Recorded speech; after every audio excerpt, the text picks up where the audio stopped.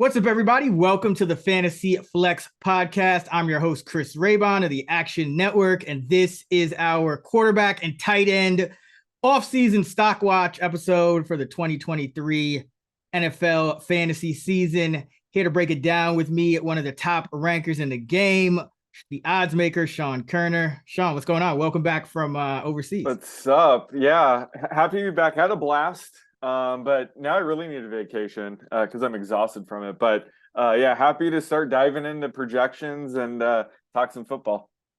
All right. So and you went to Spain and Portugal? Yeah, Spain. Yeah, you gotta tell the listeners where you're at, man. Fantastic. Like Spain and Portugal. If you haven't been there, go check it out. Had an amazing time. All right. Yeah. So we're gonna get into quarterbacks and tight ends this week, real early ADP. The FFPC, there's best ball. So we do have some ADPs to kind of work off of. And we're just going to go through our top undervalued quarterbacks and tight ends and our top overvalued quarterbacks and tight ends at this early juncture of the offseason for anybody that's starting to draft now or just starting to prepare for the upcoming season. So let's kick it off. At the quarterback position, who you like as undervalued out here in late May? So I'm going with Anthony Richardson, believe it or not, at QB 16. I guess off the top, I should say, deciding which ADP we're using is kind of tricky right now. It's all over the place. So I'm looking at recent best ball drafts. I think that's the best indicator, sort of where these guys are going. And right now, he's going around QB 15, QB 16 since the draft. And I think that sounds fair because, his stock is way up after the draft. The Colts took him 4th overall. I just thought that was an amazing landing spot for him. He gets to play under Shane Steichen, who helped develop Jalen Hurts. But more importantly, when it comes to projections, he should start sooner than later, heading into the draft. The two teams favored to take him are the Titans and Seahawks. If you're on either team, it'd be really difficult to project them for more than, 2 to 3 games, just because both those teams already have established starters. So he would likely need an injury to play anything more than that. That's not the case with the Colts, though. He's going to have to leapfrog Gardner Minshew, who was brought in, probably doesn't have too long of a leash if he does start the season. So I'm projecting Richardson closer to 14 games. So that's just a massive, massive jump when it comes to his rookie season. I think if he plays more than 15 games, he obviously has top 10 upside, potentially top 5. Just given his rushing upside. And while he could be kind of shaky as a passer to start his career, that could just force him to lean on his legs even more. We love that in fantasy. We love our rushing stats. So I think just QB 16 is too low for him. He obviously has a wide range of outcomes. But I just love his upside. And this is sort of the range where I do target quarterbacks who have a massive ceiling. So I think right now QB 16 is too low. Yeah, I totally agree. I think this year, especially, you look at the quarterbacks, there's not those kind of slam dunk guys that we've even had last year. I mean, I remember last year we were getting Jared Goff as like a QB 27 or something like that. Mariota even was a guy who outperformed his ADP. Yeah. Daniel Jones. We all were on Justin Fields, Jalen. Like this year, it's a lot uglier. I think once you get outside that top 13, 14, 15. So yeah, Richardson is kind of that guy that, if there's going to be a guy that's he's going to need some variance there, obviously, but that rushing potential and that rushing upside, that's what always does it. And even with the rookies, there's not a lot of those guys like Stroud and Young aren't straight up scrambling quarterbacks the way Richardson is. So yeah, I love it. How should we do this? You want to do all your undervalued first? Oh yeah, yeah. Do you want to go back and forth? Yeah. You give one, I'll give another one. Okay. That thing. All right. So yeah, love the Richardson call. For me, it is Geno Smith. He's going around QB 15, and I think he's actually going to be pretty consistent this year. He was last year. He was the QB 5 overall last year, 7 in points per game. And he only finished outside the top 20 one time all season. So he's not just giving you, steady week to week or high end week to week production, but he's extremely consistent. And I think it could be even better because you're talking about adding the top wide receiver in the draft in Jackson Smith-Njigba, and you already have Lockett, you already have Metcalf. And Geno, what kind of goes underrated with him, which is why I like him, especially this year where quarterback is kind of ugly, is he was 8th in rushing yards per game for quarterbacks, and he averaged 21.5 per game. So that's really valuable. He's not a true scrambling quarterback, but he was using his legs a lot last year. And when you look at his schedule is also pretty favorable. He doesn't face a defense that finished in the top 10 in pass defense DVOA until week 12 against the 49ers. Now, that is a pretty tough stretch he has from week 12 to 15. He faces the Niners twice in there, Cowboys, Eagles. But beyond that, the schedule looks pretty favorable. And he got better, or his supporting cast got better from last year. So I like him. I think QB 15 is too high for a guy that only finished outside the top 13 5 times. He was essentially a pretty good lock for QB1 most weeks that he suited up. So like me some Geno here.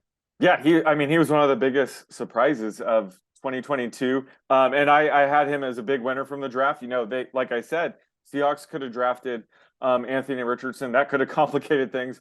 And instead, they drafted Jackson Smith-Njigba. So he has one of the best wide receiver trios in the league potentially. So yeah, love that. All right, give me another one. So I'm going with our boy Jared Goff. He's going QB 15, which is fair. He finished as a QB 10 last season. But there was a chance the offensive coordinator Ben Johnson was going to get plucked by another team to go be a head coach somewhere else. But the fact that he's staying is just fantastic news for Goff, and I think that helps him give him a high floor. But Goff, he has some sneaky upside as well this season. He could improve on last year's numbers. He threw 29 touchdowns last year, despite the fact the Lions offense scored 52 offensive touchdowns. He lost some potential touchdowns to Jamal Williams, and just, the Lions scoring a ton of touchdowns on the ground. So with just some simple positive regression, he could throw for 30 to 35 touchdowns this year. Just with the fact that Jamal Williams is gone, and, this offense should still be very potent. And love the Lions draft for him. They drafted Jahmyr Gibbs, who is an excellent pass catching back. Sam Laporta, who I'm going to talk about later, I'm very high on, as the potential TJ Hawkinson replacement. And while it's not ideal, Jameson Williams will miss the first 6 games. It's not like Goff had him last year anyway. So Right. Once Jameson Williams comes in the mix, again, that's going to unlock Goff's ceiling potentially. So QB 15 seems pretty fair, but I just love that range given his, pretty high floor ceiling combo. Oh, I love Jared Goff. Like, you stole both of the guys that I like. Those are my top 2, but you got into our outline before with Richardson and Goff. So, but I love Goff, and I think his stock went up after the draft and after the schedule release as well, because the thing with Jared Goff is, like, the knock on him always has been cold weather games, outdoors, late in the year. Those are the games he struggles in. Last year, indoors, 271 passing yards and 2.2 passing touchdowns per game, but outdoors, just 244 yards and under a touchdown per game. Well, this year, 4 of his last 5 games on the road are indoors, and he's only got one. At this point, it looks like one true cold weather game, and that is going to be at the Bears in week 14. He plays the Packers at Lambeau early in the year in September. I think it's week 4. So that shouldn't be a massively cold weather game. It's got a game at Baltimore earlier in the year. That shouldn't be super cold either. So I think the schedule sets up really well for him. And I think even the first 3 weeks, because, once you get outside those top 8, 9 guys, you're looking for guys like you could stream. And so if you're going to draft a guy, like the most valuable guys are going to be the guys who have the most value early on. And he starts Kansas City, Seattle, Atlanta. Those are three excellent potential shootout type of matchups for Goff. So I think, I really like that. Really like Goff as well. And as I mentioned, you stole my 2 guys. So I'm going to go a little bit more off the map. These guys are more kind of speculative, but they do have some upside. And they are they're right now, they're the QB1 on the depth chart. Now, will that stay for the whole year? who knows? But you kind of have, if they play well, they're going to stay QB1. So that's where you kind of get the upside from. And they're going to kill their ADPs. And that's Desmond Ridder at QB 30. You know, he's one of the few quarterbacks going down there that does have some decent rushing upside. He scrambles about 8 to 10% of the time, averaged 16 rushing yards per game in 4 starts, but it could have been even a little more than that. A few of his scrambles went for like fewer yards than you would expect. But, you know, just throwing a Pitts, London, Bijan, Patterson, they added Jonnu Smith, one of the best offensive lines. So I think Ridder is sneaky. You know, if he starts off well, I think he could, you know, make even more starts than Mariota, I think, made 13 last year. So it's still a risk because, you know, they do have Heineke behind him. If he falters, I do think you will see Heineke. But if you're like a QB 30, you're kind of playing for upside. And I think Ridder, he's going to beat out a lot of these other pocket passers and you know, finish closer. You know, he'll be in the mid range, I think QB2 range, if he can keep the job all year. And a similar guy is Sam Howell. He's going one spot after Ridder at QB 31, but you know, he scrambled 12% of the time in his only start, 14% of the time in the preseason. And you got a new offensive coordinator there, Eric Bieniemy, who's been in Kansas City. He's never called plays, but they've been pass heavy in Kansas City. And Howell does kind of, you know, he's a guy who can throw it down the field. He's another guy that has some rushing ability. So, you know, it's not, you know, it's like a super poor man's homeless version of Mahomes. But, you know, I don't know if Bieniemy is gonna just come there and be as run heavy as they were at times last year with Heineke and with Carson Wentz. So I think both of these guys, just because they have, you know, above average rushing ability for a quarterback, if they hold on to those jobs, I do think that they will significantly outperform their ADP. Probably better picks for redraft than best ball because it's not a guarantee that they keep those jobs. But like if you're in a very, you know, like if you want to take a shot in like a FPPC, like no one, like your team construction is going to be super unique if you have one of those guys and they do kill. And like I said, it's correlated, right? If they have good seasons, they're going to keep the job. So I think those two guys are the two I'm kind of watching for.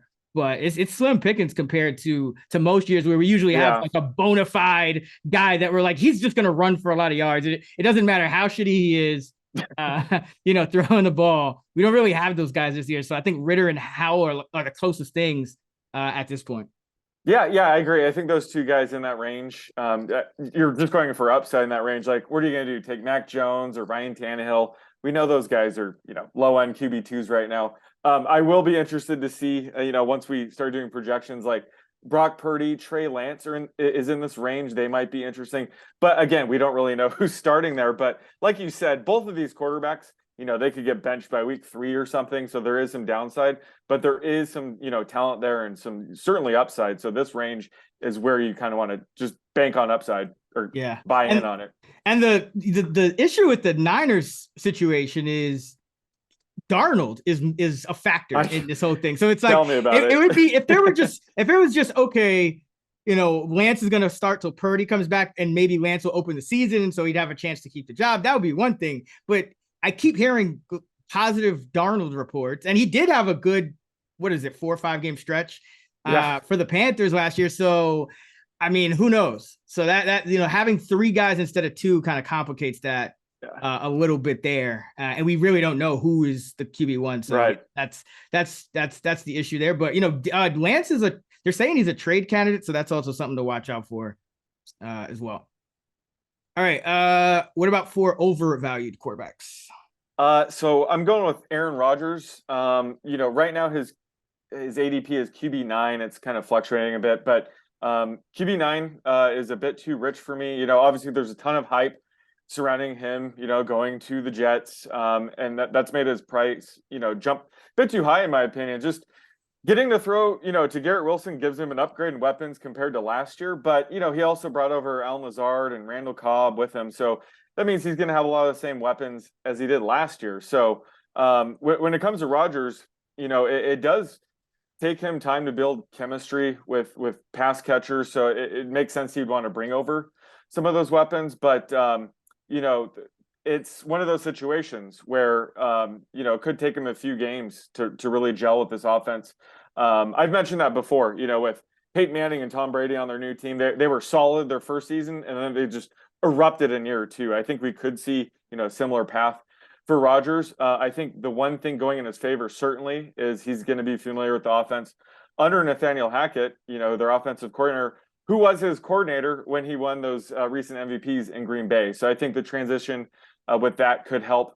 But I'm just not sure, Rodgers has top 5 upside anymore. So I don't know why you'd take him in the top 10. Plus, the Jets, they have really good defense. They were ranked 5th in DVOA last year, should be elite again this year. So I just don't know if he's going to have to throw a ton for the Jets to win. So, Rodgers gives the Jets a huge upgrade at QB. I don't think this is a real huge upgrade for him in fantasy. So the fact that you get Jared Goff a bit later, I'm projecting these guys almost identical, is the reason why I'm just going to pass on Rodgers and kind of wait for a guy like Jared Goff. Yeah, I completely agree because with Aaron Rodgers, first of all, you talk about top 5 upside. Aaron Rodgers last season, no top 5 finishes in any week. Oh, any week, yeah. Any week. His highest finish was 7th, and that was his only finish that was higher than 12th. He was 12th or below in all but one game with no top 5 finishes. So, I mean, yes, this Jet, Garrett Wilson, talented player, but you mentioned it. The defense is going to be real good. And not only that, when you look at this AFC East, the defenses that he's going to have to face twice each. The Bills, the Dolphins are pretty loaded now with Jalen Ramsey and Chubb. And then you have the Patriots, and they're always a great defense. So the matchups aren't going to be great in a lot of these spots. And he just hasn't shown the same type of upside. So yeah, he's I don't think he's a QB1 guy that you want to, like, he's not the old Aaron Rodgers. And Hackett has never been a great play caller, because he wasn't calling plays in Green Bay. It was LaFleur. So who knows? We've seen this go bad with Hackett before. So that's true. Yeah. But again, this is probably really good news for Garrett Wilson. I mean, he has top 5 upside this season, but just when it comes to Rodgers, I don't see this really boosting Rodgers' value this year. Absolutely, yeah. I think you want to invest in Wilson in this offense, not try to get cute with Rodgers. For me, a guy that's overvalued. Kirk Cousins is going QB 11, and he's a guy, naturally liking guys like Goff, guys like Richardson, Geno Smith. Kirk Cousins is a guy that bumps down a little bit for me. He was the guy that did not have a top 5 finish until week 14, and he only had 3 all year. And he was kind of inconsistent, and that was even with an offense that was near the top of the league in pass attempts.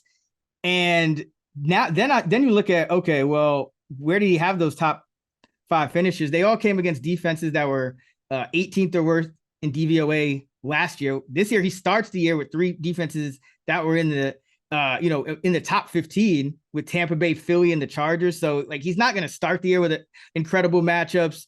Thielen's gone. Thielen had 31% of his touchdowns over the last 3 years. And I think he's gotten lucky in a sense that, like, last year they were one of the healthiest teams on offense. Justin Jefferson has never missed a game. And yet Cousins is kind of like lingering here in this like QB 12-ish to range with not that many top 5 finishes. And I think there's a lot more downside than upside. Like, even if his median is around, QB 12-ish, I think there's a lot more downside. He's been declining in his efficiency metrics every year for the last few years. He's turning 35 this year. So I just think last season, if he was going to put up big numbers with the way Justin Jefferson played, they had a couple of crazy like overtime games where he got added additional stats. Like, if he wasn't going to, put up better numbers than that last year, I see downside for him more than upside. So yeah, I'd rather have a guy like a Goff, like a Geno, and even a guy like Richardson, because you can wait a little bit, even if maybe his median isn't higher. You can wait a little bit and get kind of some upside there, as opposed to drafting Cousins, right outside that top 10 at QB 11. Yeah, he's tricky because he has just a wealth of riches. He has the best receiver in the game in Justin Jefferson. He has TJ Hawkinson now. I think Addison could be better than Adam Thielen this season. So he has a great supporting cast. But like you said, QB 11 is a bit rich. He doesn't offer much upside. So he's not great in best ball. Certainly wouldn't want him as, my QB in a QB1 league. But I think 2 QB leagues, like super flex leagues, that's where he makes the most sense. So I think with him, it depends on the draft. But I agree. I think, QB 11 is a bit too rich, just given his limited upside. All right, who else you got? I got another veteran QB who's on a new team this year, Derek Carr. So he's QB 19, which I think is a bit too rich for him because again, he's one of those guys that doesn't present much upside. Plus, I would say he gets a downgrade in pass catching talent around him this year, in my opinion. But he offers 0 rushing upside. And I think, with Jamal Williams on the team and Taysom Hill packages around the goal line, I think that's going to hurt his touchdown upside. So it also caps his ceiling as well. So he just feels like a low floor ceiling type of guy that I just don't want him inside the top 20. So I think at QB 19, I want nothing to do with Derek Carr. Another guy who had no top 5 finishes last year. That makes sense. Yeah. And Kirk Cousins is surprising. And no, he had 3. Kirk Cousins had 3. Had 3?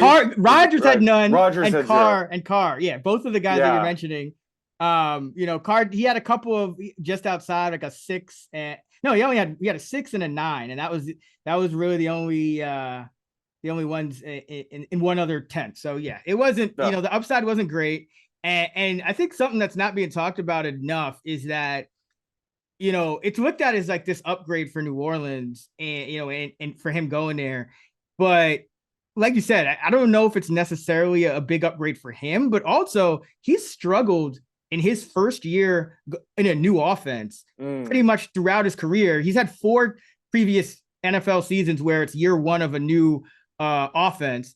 And those are his 4 worst seasons in passer rating, completion rate, yards per attempt, and passing yards per game. So volume and efficiency, he's been at his worst seasons in all 4 of all of his years in the league have come in those 4 years. So, yes, the Saints do have, Michael Thomas and Olave, but there could be a transition period, and the defense is a lot better than this Raider defense that was one of the worst in the league. Mm-hmm. So you might have the same issue you have with Rodgers, which is that he's not going to have to throw as much. And then if he's not as efficient when he's throwing it, you could turn into like Andy Dalton had a pretty efficient year, and he didn't put up many fantasy points because Taysom Hill would come in, take all the because and literally Taysom Hill will come in at quarterback, so that could hurt Carr. Just like it hurt Dalton at times. For me, I got Kyler Murray, QB 19, and how I feel about these guys when it comes to these guys that people are kind of banking on them coming back mid-season and I'm just gonna stash them. I just don't buy it with it doesn't work out as much as I think the ADPs would suggest if you go just back and look over where everyone kind of ends up. But especially with Kyler, you have most reports saying he's going to miss half the season. And it could be more because this is a team that they're preparing for next season.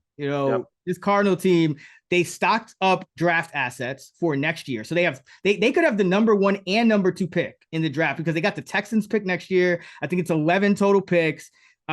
So if they start the year and he's out for, and they start 1-6 or 1-7, I don't think they'll be in any rush to bring him back and mess up their draft odds. And on top of that, the Cardinals' bye is not until week 14. So that means while he's injured, you're not getting to skip his bye. If you're stashing him for mid-season, he's coming back. And then just as you're fighting for your fantasy playoff spot, he goes on a bye. So I really don't see the point in drafting him as a top 20 quarterback. And, we don't know how he's going to be coming off of ACL. He missed 3 games with an ankle in 2021. And then he had 2 games missed with a thigh last year before the ACL. So you're starting to have a history of lower leg injuries that could impact his scrambling ability, which is obviously major. And, this team is planning for the future. Their win total is 4.5. So if you're expecting Kyler even for, any substantial amount of time, I think it would be a little higher than 4.5. So that 4.5 kind of tells us that they might be expecting Kyler to miss most, if not all of the year, or Arizona just kind of shut him down. So all those things kind of, I just don't see how you draft him, with a top 20 quarterback. Yeah. Just projecting the Cardinals is a disaster right now. We don't know what's up with DeAndre Hopkins either, but I agree. It's probably just going to be a throwaway season. And it'll be interesting if they have the first pick, next year. Do they take Caleb Williams? Do they trade away? What do they do? So it'll be interesting to see. But yeah, if he's expected to miss half the season, this is way too high. And I'm a fan of stashing injured guys. Yeah, right. If they're missing a few games, but half the season's a bit much, especially at quarterback. So yeah, this is way too high. But this is one of those things we have to monitor because he could end up missing 3 games or something like this. So he'll probably have a volatile projection heading this season. But yeah, 21 or in this 20 range is way too high. All right, let's go to tight end. Who do you like as undervalued right now? So I'm going with Sam Laporta. He's going around tight end 24. But he was one of the big winners of the draft. He was one of the best receiving tight end prospects entering the draft, and he reminded me of a blend of 2 other Iowa tight ends, and George Kittle and Noah Fant. And the Lions took him, in the second round as a second tight end off the board. He's not a great blocker, so they clearly drafted him for his receiving skills. They need the TJ Hawkinson replacement, and he fits that bill. So I think he should play right away. And after Amon-Ra St. Brown, it's pretty wide open who will be Goff's number 2 target. And Goff has a history of targeting tight ends with, TJ Hawkinson, Tyler Higbee when he was on the Rams. So I just think there's a ton of upside with Laporta. And, there's a ton of touchdown upside. As I was mentioning earlier, I think Goff could easily throw 30 to 35 touchdowns this year. So, Laporta in this, tight end 24 range is way too low. Now, rookie tight ends can be a bit of a crapshoot. They tend to struggle a bit more than other positions entering the league. But I think Laporta is pretty polished as a pass catcher. And, he could be, a high-end tight end too, right off the bat. So I love getting him in this range right now. Yeah, he's one of those few guys that, there's a lot of these guys at tight end that they just don't have much upside. But Laporta, he ran a 4.59 40. That's in the 91st percentile among tight ends. That's very fast. And as you mentioned, he could take over that Hawkinson role. The coach actually said he's going to play early and often. So that kind of tells you that, they're looking for that Hawkinson replacement because they'd had a few young guys on the roster last year, but I guess they weren't they weren't doing it for him. So I think Laporta, upside is probably like a Hawkinson rookie year type season. So I like it a lot. I got to go with my guy Chig Okonkwo for Tennessee. He's going as the tight end 14, but I think he should be going as a TE1. He's going kind of in that high end tight end 2 range. It's kind of like quarterback. There's just not a lot of tight ends that you could really be confident in and that have upside outside, the top few guys. And when you look at Okonkwo, 26% target per route run rate, that is immaculate for a tight end. Like that is Kelsey Andrews, like pushing, like that's that kind of level. And he led all tight ends with 2.6 yards per route run last year. But he only played on 32%. He only ran around on 32% of the snaps. Now, Austin Hooper's gone. They only have Kevin Rader, Trevon Wesco as the veterans on that roster. Those are blocking guys. And then they drafted Josh Wiley. And I think they have one other guy, like a kind of college free agent guy. But their tight ends on their entire roster outside of Okonkwo have 10 combined career catches. So he has the upside to go like this average. The normal starting tight end usually is around 65 to 70% of the routes per drop back on a game-to-game basis. And he has that upside for his 32% to double or even more. And with his efficiency, I'm saying it's going to obviously regress. You're not going to project the levels of last year, but he's he's really one of the only guys that, all right, he has the upside to play, almost every down. He has these highly efficient tendencies because he's a super explosive guy.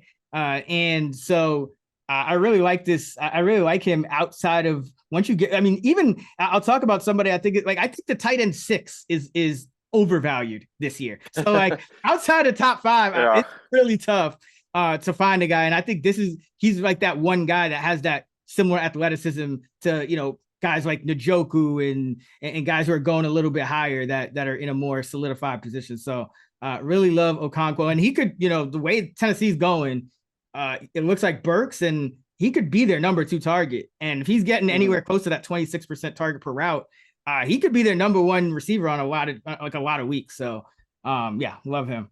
Yeah, for sure. I mean, he just has massive upside. And if you're playing best ball, he's in a great spot, if you're going for upside, and even redraft leagues. That's a great spot to go with upside, because if he doesn't pan out, you could drop him after a couple weeks. It's no big deal. But yeah, last year, if like Austin Hooper were to miss a game and I could project Okonkwo for like run 70% routes run, he was like breaking my model. He would have been like a borderline top 5 tight end. So you might as well, buy in on that. And they didn't really add any weapons in the draft or free agency, nothing. And they lost Robert Woods. So, he could have some significant playing time, and he has just a ton of upside. So, yeah, I love him at tight end 14 range. All right, who else you got? I'm going with my boy, Greg Dulcich, at tight end 17 is roughly where he's going right now.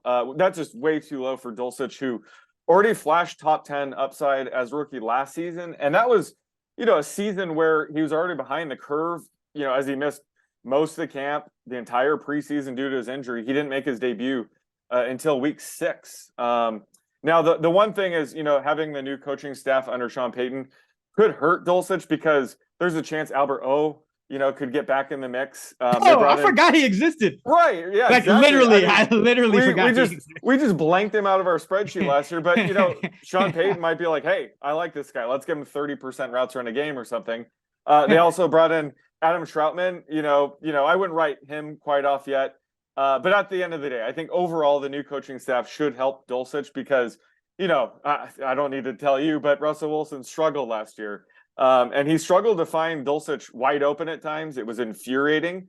So, if the coaching staff is able to fix the broken Russell Wilson we saw last year, that could only help Dulcich. So I think, I loved Dulcich heading in his rookie season. He gave me, TJ Hawkinson vibes at UCLA. So he could be even better in year 2. So the fact that we can get him at tight end 17 is criminal. So I love getting him there right now.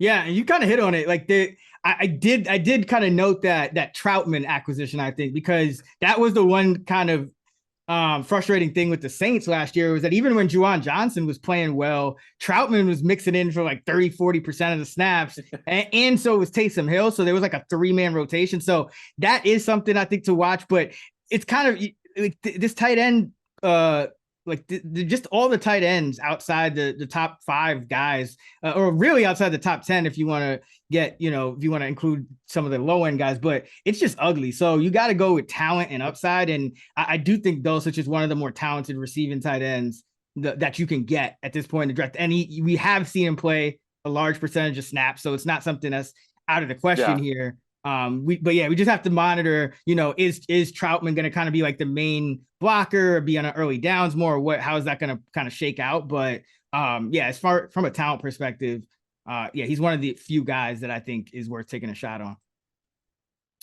on. For me, the other guy I'm going with is Irv Smith Jr. He's the tight end 22 right now. And, again, like this as you get down here in these tight end ranks, it gets ugly. So I don't even think Smith necessarily has a top 5 upside or anything like that, but I do think he will beat this ADP as long as he's healthy. Zach Taylor said they expect Smith to play that Hayden Hurst role that, they let Hurst go. He went to Carolina. Now they got a hole as far as their receiving tight end. So he's a tight end 22. The starting Bengal tight end last year finished above tight end 22 in 11 of 16. Or 69%. And they had, top 20 in 10 of the 16, or 63%. So you should beat this ADP with Irv Smith as long as he's healthy. And the Bengal tight ends got somewhat unlucky last year. They only had 3 touchdowns the starting tight end only had 3 touchdowns combined over those 16 weeks. And Hayden Hurst only had 2, but they would routinely catch, 4 or 5 balls in the games. And Smith does have that kind of talent. And even though it seems like he's been in kind of a guy who's been disappointing us for a while now. He's still only 25, I believe it is. So he's young, he's got some talent, and they're gonna give him a shot to play this starting role. So I do think he beats his ADP and his projection on any given week that he's healthy is gonna beat that ADP. It's just, can he finally stay healthy? Because he missed 4 games in 2020 and then the entire 2021 season, and then he missed half the year last year. So it's somewhat of a question mark. I get that, probably maybe a little safer in redraft, but he's a good candidate to, as long as he's on the field, he should beat this ADP easily. Yeah, exactly. If he stays healthy, he should be a top 20 tight end. But that's why I loved Hayden Hurst heading into last season. This time last year, he was like tight end 33 or something. It was a joke. But the one hidden upside with, Irv Smith as the Bengals tight end now is if Jamar Chase or T. Higgins or Tyler Boyd ever miss time, he moves up to, the third target in the offense. So that's kind of where Hayden Hurst had his spiked weeks last year. So you kind of know when you're going to get those spiked weeks. So he's a great, flyer in best ball, and he's sneaky in redraft leagues. If you want to just punt tight end, take him to begin the season while he's healthy, and if he gets hurt, you could drop him. But love where he's going right now. All right, what about overvalued tight ends? I'm going to go with an easy one here. It's Dawson Knox at tight end 15. Again, the explanation is pretty simple. The Bills drafted Dalton Kincaid in the first round. So that was obviously just a massive blow to Knox value. Tight end 15 is way too high for him. Now, Knox may play enough and could still be a factor in the red zone. So I think Kincaid, at the tight end 11, tight end 12 range might be a little bit too high for him as well, which sucks, because this is a situation where you want to invest in the Bills passing attack as much as possible, but it's so dicey right now projecting these tight ends that as of now, I'd rather take other tight ends in this range. I think both these guys are probably too expensive, but this is one of those things where during the offseason, heading into the season, this is going to be pretty volatile projecting these guys. But as of now, I think I'm staying away from Knox at tight end 15. Yeah, I mean, he just, he's never really been able to kind of be a true like needle mover. Like, I think he puts up good numbers because he's in this Josh Allen offense. But I do agree, he might not, his playing time might not change a ton, because I did hear that they are kind of looking at Kincaid like a slot receiver. So that could be interesting, and that could be more bad news for a guy like Khalil Shakir potentially. Yeah. So we got to monitor that. But either way, I mean, it wasn't like Dawson Knox was doing much even last year. He had like that one good year, and then it kind of came back down to earth a little bit. Last year was very inconsistent. For me, I'm going Darren Waller. That's what I was talking about. Tight end 6. I do not want to invest in Darren Waller at tight end 6. I do not want to invest at a tight end at that point in the draft. I just think that, we've seen historically after these top few guys, a lot of these tight ends in that, 5, 6, 7 range, they tend to underperform. And Waller, just to me, is, I mean, the warning signs are everywhere. The last 3 years, his yards per route have gone from 2.3 to 1.7 to 1.6. His targets per route, 27% to 24% to 17% last year, which is a big warning sign. He's 31 years old. He's missed at least 6 games each of the past 2 years. And that was after 2 years of huge workloads. So I don't know if his body it can hold up. And, his red zone efficiency has been going down each of the last 3 years, 27% touchdown rate to 15% to 9% last year. And that's just he was never a big touchdown guy, averaged only 0.3 per game over the last 4 years combined. And he's coming to an offense that had 17 passing touchdowns in 17 games last year. So, obviously he's going to help Daniel Jones, but I don't see him coming in and just being this super target hog that he was in Vegas. I think the Giants have kind of shown in this Daboll offense that, they're kind of willing to spread it around. I mean, if you just look at what they're doing at wide receiver, with they have like 5, 6 guys that could legitimately, start for them at this point. And I think Waller, I think he's going to be more of a kind of a receiving specialist, and he's not going to be in as like a true every down tight end that's going to block on early downs and things like that. I think they're still going to use Bellinger. So Yeah, I think Waller, I know it's, their tight end falls off quick, but Yeah. I just think it's too high to be investing in the position if you're not getting a guaranteed, locked in stud tight end. And I don't think Waller is that at the other side of 30 anymore. Yeah, exactly. And when it comes to projecting this team, Waller will probably be the top target. I think he'll be Daniel Jones' top target, but there's just not that many passing yards or rushing yards to go around. Like you alluded to, there's like 47 slot receivers on this team right now. It'll be interesting to see how that shakes out, but he'll have some competition for targets. But the thing with Waller, as you mentioned, he just can't stay healthy right now. And I think a lot of people forget he was a late bloomer. He didn't really come on until his like age 27 season. So yeah, like you said, he's going to be 31 when the season starts. So I think his body is just breaking down and hasn't been able to return from what seemed like simple injuries. So I've made a note on that. But yeah, like I don't really see the appeal here. He has a low floor given his injury history, lowish upside. So yeah, tight end 6 is a bit rich for me. Yeah, and he's going like that's not just tight end 6. That's like tight end 6 in like pick 50 to 60 something. Like that's a top 5, 6 round pick. I just don't want a tight end there. Period. But who else you got for overvalued guys? I think Cole Kmet at tight end 13 is a bit rich. Last year we finally saw him. He started to score touchdowns with Jimmy Graham gone. He scored 7 touchdowns. But I think he's going to regress. I'm projecting him closer to 5 this year. Just the Bears, you can't project him to throw too many passing yards, too many touchdowns with Justin Fields. So I think with the added competition for targets this year with DJ Moore in the mix now, a full season of Chase Claypool, I think Claypool will be more integrated in the offense in year 2. That doesn't bode well for Kmet, who you kind of need him to get that massive volume because, like I said, this offense doesn't really produce that. So I think tight end 13 is a bit rich, just given his limited ceiling and lower floor with so many other guys in this mix. And DJ Moore, I think, will clearly be the number 1 target in this offense. So that's why I'm bumping Kmet down. And tight end 13, that is just a terrible range to take a guy like Kmet. Yeah, and a lot of his games came later in the year. Darnell Mooney was out too. Yeah, so Mooney should be back. Claypool may be more integrated into the offense. So he could be the, number 4 target. And last year he only averaged 4 targets a game and 2.9 catches. His catches and yards went down from 2021.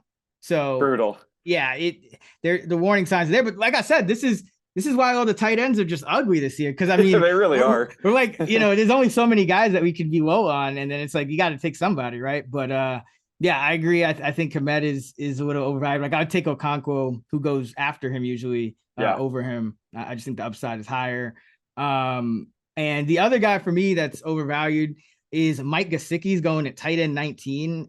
He's not going to finish tight end 19. Like going to the Patriots. It's just not going to happen. He was in on 55% of the routes for Miami last year. He finishes a tight end 34 in fantasy points per game. Now he's going to New England, and he's probably taking over that Jonnu Smith role. I know they're not exactly the same player, but Jonnu was a guy that he didn't block as much there. He was more in there for receiving, and that was only about 30 to 35%. Of the routes per game. And that kind of makes sense if you look at the salary he took this year, has about $3.5 million guaranteed. He was coming off a year where I think he was playing on the tag, if I'm not mistaken. He was making 10.9 mil. So he settled for a 3.5 guaranteed. I think he gets up to another mil or so with incentives. But that's how they see his value this year. I don't think he's going to be the starter over Hunter Henry because he can't block. That's why he fell out of favor in Miami. So, he's in this Patriot team.